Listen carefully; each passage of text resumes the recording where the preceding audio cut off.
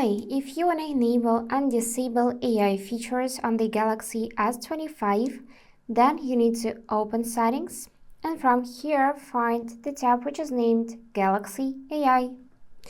Tap it and after that you will see this list of AI features. Just scroll through it to see all of them.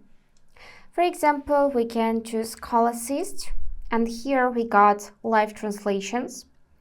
So mine are enabled as you can see, so the switcher is green and the status is on. To disable, tap on the switcher like that. To enable, tap on the switcher to see the status on. You can do the same for Writing Assist, which helps you organize and improve text you have written or selected. Also, you can enable Interpreter, so you can see here where to find it. You can find it by going in Quick Settings. So let's go in Quick Settings and here it is. Once you tapped it, you need to set it up. So just follow some on-screen instructions. We got here Note Assist, which we can enable as well, like this, to summarize text, for example, or transcribe. We can also find here this Transcript Assist, and also enable it or disable from here, customize a bit. As you can see, we got Browsing Assist. Let's tap OK.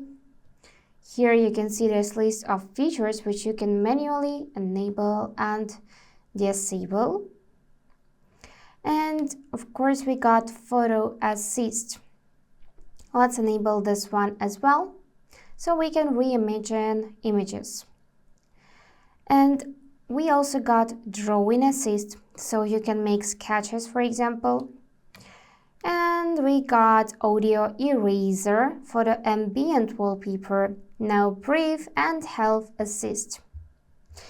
To enable or disable, just tap on the switchers like I showed you before and check any AI feature once enabled, for example, Note Assist. So that's it for today. If you found this video helpful, please subscribe, like and comment. And I wish you all the best. Bye bye.